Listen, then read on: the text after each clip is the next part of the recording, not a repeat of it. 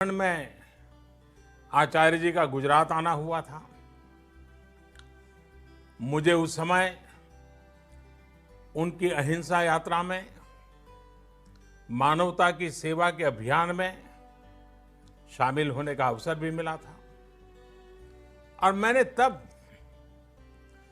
आचार्य प्रवर के सामने कहा था, मैं चाहता हूं ये तेरा पंथ मेरा पंथ बन जाए।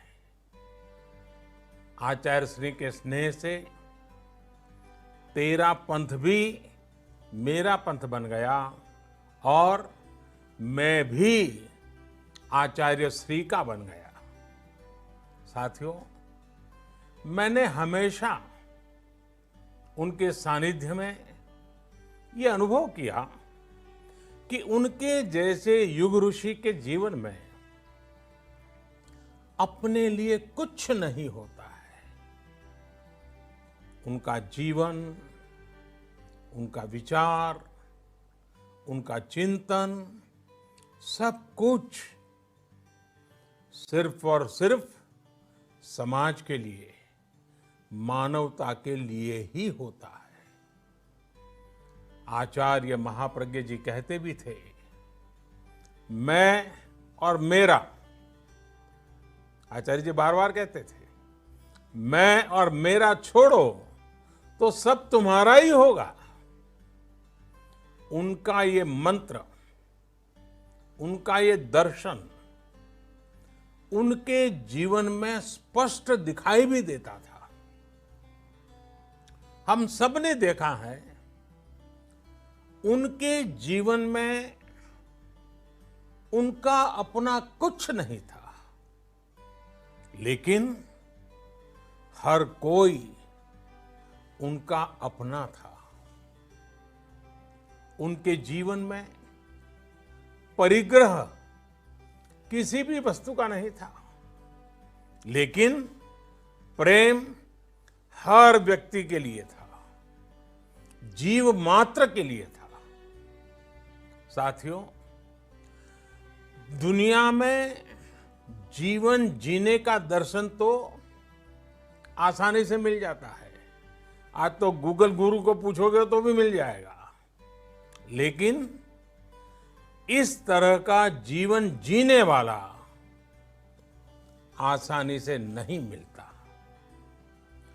जीवन को इस स्थिति तक ले जाने के लिए तपना पड़ता है, अपने आप को तपाना पड़ता है। समाज और समाज की सेवा के लिए खपना पड़ता है, तिल तिल जलना पड़ता है। और ये कोई साधारण बात नहीं है। पर असाधारण व्यक्तित्व ही असाधारण को चरितार्थ करता है। तभी तो राष्ट्र कवि रामधारी सिंह दिनकर जी कहा करते थे कि आचार्य महाप्रज्ञ जी आधुनिक युग के विवेकानंद है। इसी तरह दिगंबर परंपरा के महान संत आचार्य विद्यानंद जी महाप्रज्ञ जी की तुलना जब करते थे तो कहते थे कि डॉक्टर सर्वपल्ली राधाकृष्णन जी उनकी याद दिलाते हैं, उनकी बराबरी से सोचते थे। आचार्य महाप्रज्ञ जी ने जो साहित्य रचना की, जो ज्ञान परोसा, वो अद्भुत थी। हमारे श्रद्धेय अटल बिहारी वाजपेयी जी, जो खुद भी साहित्य और ज्ञान के इतने बड़े पारखी थे, वो अक्सर कहते थे कि मैं आचार्य महाप्रज्ञ जी के साहित्य का, उनके साहित्य की गहराई का, उनके ज्ञान और शब्दों का बहुत बड़ा प्रेमी हूं। ये वाजपेयी जी कहते थे। वाणी की सौम्यता, मंत्र मुग्ध करने वाली आवाज, शब्दों के चयन का संतुलन, ये त्रिवेणी ईश्वरीय वरदान के बिना संभव नहीं होती है। और ये वरदान उन्हें प्राप्त था। साथियों, आप भी आचार्य श्री के साहित्य को पढ़ेंगे, उनकी बातों को याद करेंगे, तो आपको भी अनुभव होगा कितने ही महापुरुषों की छवि उनके भीतर थी, उनका ज्ञान कितना व्यापक था। उन्होंने जितनी गहराई से अध्यात्म पर लिखा है, उतना ही व्यापक विजन उन्होंने फिलॉसफी, पॉलिटिक्स, साइकोलॉजी और इकोनॉमिक्स जैसे अनेक विषयों पर भी दिया है।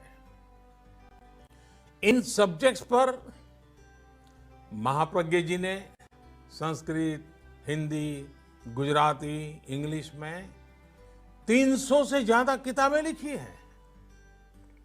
और आपको उनकी वो पुस्तक तो याद होगी, और नहीं है तो याद कर लेना चाहिए। और मैं तो रेकमेंड करता हूं उसे बार बार पढ़ना चाहिए। The family and the nation. ये किताब महाप्रज्ञ जी ने डॉक्टर एपीजे अब्दुल कलाम जी के साथ मिलकर लिखी थी।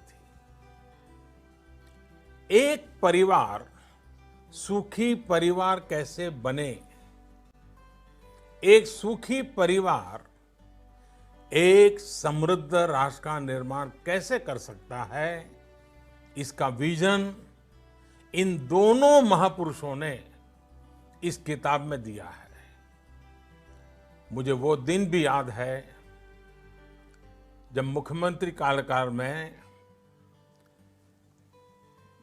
अब्दुल कलाम जी जब गुजरात आए थे, तब मैं भी उनके साथ आचार्य प्रवर के दर्शन के लिए गया था। और मुझे एक साथ दोनों महापुरुषों के सानिध्य का सौभाग्य मिला था। दोनों की एक साथ उपस्थिति में मैंने प्रत्यक्ष अनुभव किया कि हमारे यहां एक ऋषि किस तरह वैज्ञानिक दृष्टि रखता है और एक वैज्ञानिक किस तरह से ऋषि प्रेमी हो सकता है। महाप्रज्ञ जी के बारे में डॉक्टर कलाम कहते थे, उनके जीवन का एक ही उद्देश्य है, वॉक, एक्वायर एंड गिव। यानी कि सतत यात्रा करो, भ्रमण करो, परिव्राजक, ज्ञान अर्जित करो और जो कुछ भी जीवन में है वो समाज को दे दो। साथियों, महाप्रज्ञ जी ने अपने जीवन में हजारों किलोमीटर की यात्रा और पदयात्रा की। अपने अंतिम समय में भी वो अहिंसा यात्रा पर ही थे। वो कहते थे, आत्मा मेरा ईश्वर है, आत्मा मेरा ईश्वर है, त्याग मेरी प्रार्थना है, मैत्री मेरी भक्ति है, संयम मेरी शक्ति है और अहिंसा मेरा धर्म है। इस जीवन शैली को उन्होंने खुद भी जिया और लाखों करोड़ों लोगों को भी सिखाया। योग के माध्यम से लाखों करोड़ों लोगों को उन्होंने डिप्रेशन फ्री लाइफ की कला सिखाई। ये भी एक सुखद संयोग है कि एक दिन बाद ही अंतर्राष्ट्रीय योग दिवस भी है। हमारे लिए ये भी एक अवसर होगा कि हम सब सुखी परिवार और समृद्ध राष्ट्र, जो महाप्रज्ञ जी के स्वप्न को साकार करने में हम सब मिलकर के योगदान दें, उनके विचारों को घर घर तक, समाज के हर तबके तक हम पहुंचाएं। साथियों, आचार्य महाप्रज्ञ जी ने हम सबको एक और मंत्र दिया था, और उनका ये मंत्र था, स्वस्थ व्यक्ति, स्वस्थ समाज, स्वस्थ अर्थव्यवस्था। आज की परिस्थिति में उनका ये मंत्र हम सबके लिए बहुत बड़ी प्रेरणा है।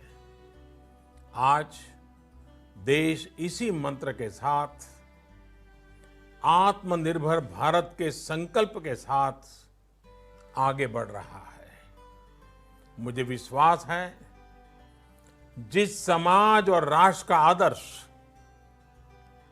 हमारे ऋषियों, संत आत्माओं ने हमारे सामने रखा है, हमारा देश जल्द ही उस संकल्प को सिद्ध करेगा। आप सब उस सपने को साकार करेंगे। आप सभी स्वस्थ रहें, सकुशल रहें। संत प्रवर आचार्य श्री महाप्रज्ञ जी के जीवन संदेश को नई पीढ़ी तक पहुंचाते रहें। इन्हीं शुभकामनाओं के साथ आप सभी का बहुत बहुत धन्यवाद और आचार्य जी के श्री चरणों में प्रणाम। धन्यवाद।